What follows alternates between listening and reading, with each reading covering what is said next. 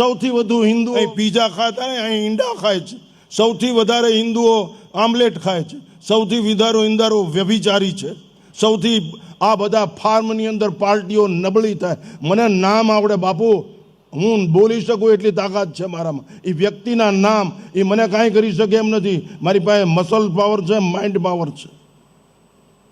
એ હિજડાઓની ફોજે રાષ્ટ્રને ખતરામાં મૂકી દીધું. સંપત્તિ કાંઈ ન થાય બાપુ, કોઈક મારીને લઈ જાય. અને પૈસા હાટું જીવાય? આ જીવન આજીવિકા માટે છે કે આ જીવન માટે છે? આજીવિકા માટે પૈસા કમાવા માટે જીવવાનું? કૂતરા ક્યાં કાંઈ મહેનત કરે છે? 12-15 વર્ષ દસ્તાવેજ વગરના મકાનમાં રહે છે અને જલસા કરીને મરી જાય છે. આપણે એમાં જ હોય તો પછી એમાં જોઈન્ટ થઈ જાવ. આમાં હું કામ ગીરીદી કરો? આ લારી ઉપર કોણ હોય છે? એ શેનું કેવું બન્યું? આહાર શુદ્ધો સત્વ શુદ્ધિ, સત્વ શુદ્ધો ધ્રુવા સ્મૃતિ. આહાર શુદ્ધ. અમે બાપુ એની સામું જોતા નથી. મારા સેવકો અડી ન શકે બાપુ, હાથ પગ ભાંગી નાખું. એટલી તૈયારી હોવી જોઈએ. સાધુ કાંઈ મોક્ષ નો આપી દે, માર્ગ બતાવે. ચાલુ તમારે પડે.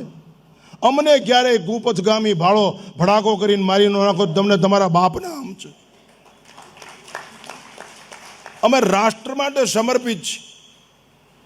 અમારું જીવન વૈદિક સંસ્કૃતિ માટે સમર્પિત છે. અને રાત અને દિવસ રોજ 400 કિલોમીટરનો પ્રવાસ કરું છું. હું જ્યાં મહંત છું ત્યાં પેટીમાં 10 લાખ રૂપિયાનું ચિલર આવે છે. અત્યારે દિલ્હી સુધી કોઈ બોલે એવું નથી. અમે પૈસા ભેગા કરવા નહીં, અમે માનવ જાતનું, પ્રાણી માત્રનું ભલું કરવા માટે સાધુ થયા છે. પૈસા ભેગા કરવા માટે. પૈસા તો મારીને લઈ આવાય. જીવન પૈસા માટે નહીં, જીવન પ્રેમ માટે છે. પ્રેમ. Love is always one way. અપેક્ષા રહિત નિર્વ્યાજ પ્રેમ છે. તમને પ્રેમ તો કેસ કેમ થાય છૂટાછેડાના? અને હવે નવી ફેશન નીકળી, ભાઈબંધીમાં લગ્ન. એનું ઇંગ્લિશમાં કાંઈક છે ને, મને દી કાંઈ આવડતું. ભાઈબંધી લાલા. અરે મરી જાવ, એની માને પહેલાં ઝેર ખાઈને મરી જવું જોઈએ. આવી પેદા શું કામ કરો? દેશની જ માં દઈ નાખે એવા ને. આ અભદ્ર વિધાન હું સંન્યાસી હોવા છતાં બોલું છું. અમને અંદર દાજે છે. તમને આ માટે પૈસા આપ્યા છે બ્રહ્માણી અને ઉમૈયામાએ? તમારી પાસે તાકાત નથી. તમારું ગ્રસ્તાશ્રમ છે કે હોટલ છે? અમે કાંઈ મહેનત નથી કરતા, ટોયસ્ટી જીવી છે. હું મોટામાં મોટી શૈક્ષણિક સંસ્થા ચલાવું છું. બાપુ અંદર અવાજ ન થઈ શકે, કોઈ અસામાજિક તત્વ કરી શકે નહીં. મારા આશ્રમનો ડેલો ખુલ્લો હોય ને, ન્યુસન્સ એ ડેલા સામું જોઈ શકે નહીં. એને ખબર જ હોય કે ઘરે આવીને મારશે. છે એવી છાપ, છે એવી ધાક તમારી પ્રજા ઉપર. તમારી પ્રજા તમને ગળચી દબીને મારી નાખે.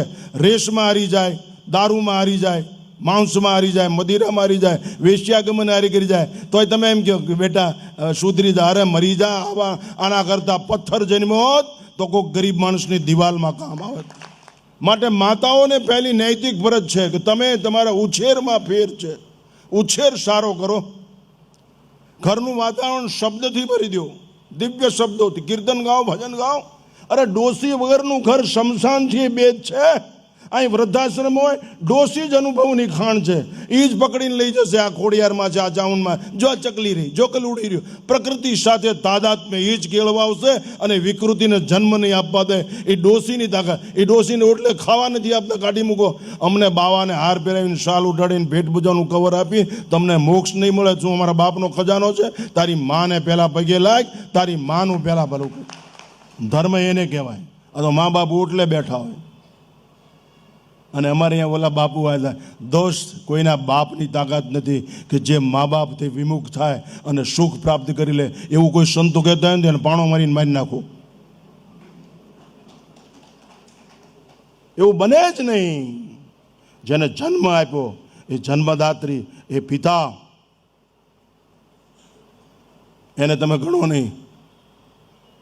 અને તમને દારૂની બોટલ ગમે, ગંજી બધાનું પનું ગમે. ગીતાના શ્લોકમાં શું ગાવા છે? રામાયણની ચોપાઈ. જે તમારું પરમ કલ્યાણ કરે એમ છે, જે મનુષ્ય ચરિતાર્થ કરી દે જીવનને, એવી ચોપાઈઓ છે. સજ્જનોનો સંગ કરો. નબળા માણસનો શું કામ સંગ કરવો છે? એને સુધારવા પ્રયત્ન કરો, એવું આચરણ કરો.